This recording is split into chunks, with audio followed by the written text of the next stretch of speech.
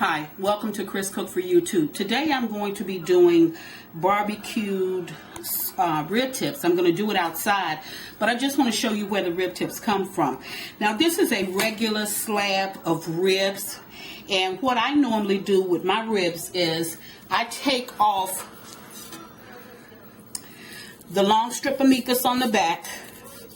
And this has already been stripped, and this has already been seasoned because I was going to do it today on the grill, but I just wanted to show you these couple of steps. And where we get the rib tips from is along the top portion of the ribs. So what I'm going to do is I'm going to show you how to cut this off. You just take a pair of good cooking shears, or kitchen shears, I'm sorry, if you have them. If you don't, you can just use a knife to take this off. But you take off your top part,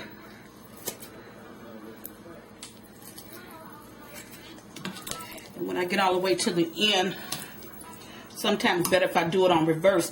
And there is a gristle that's down along the part where that has the bone, and you just cut through that if you have some good kitchen shears. Now if you don't have some good kitchen shears, use the sharpest knife that you have in your kitchen. And because of the way these are made, it continues to slip back. If you listen, I am cutting through bone and gristle. Now, you see how I've cut that off?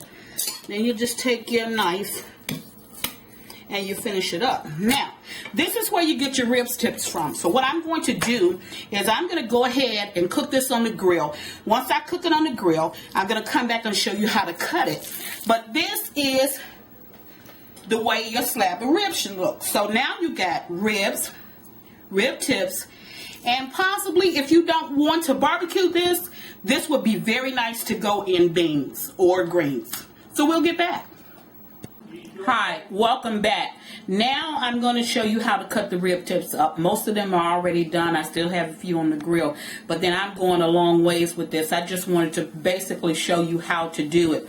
Here you have the container that's going to hold it. This is my aluminum pan. I do have a brush for my sauce, which is sitting back here, and in a future video I will show you how to make the best barbecue sauce it is. Then I have my sharp shears, which is the ones that you saw me use earlier, and I also have a sharp knife. Now the reason why they call it rib tips is because it's on the tip of the rib, and we did cut it off. Now what you would do, I'm going to just move my pan over here, is you can use the sharp shears if you want, and just make bite-sized pieces if you want. But then there's going to come a time that you're going to get to a bone or a gristle. You can use your knife as well in order to cut. It has to be a very sharp knife that's able to go through the bone as well as go through the meat, which is exactly what I'm using here. Okay, cut right there. Okay. Now I'm going to do one more for you. So you're going to just continue to cut, and if you'll notice, I'm only making bite-sized pieces, and you see all of the lean meat that's there. Okay, so when I finish with this, I'm going to load up this pan, but I'm just going to show you simply how this process goes. So once you finish, you put them in your pan, and normally I do this the day before. If I have a lot of company coming, then you just take your barbecue sauce and you dab it all over your rib tips. It's good if you're going to do it the day before, because the barbecue sauce also helps to act as a tenderizer, so your meat will continue to tenderize. It's also good if you do it the same day. It doesn't matter, because if you cook your meat a little bit more thoroughly, then you won't have to bother with it.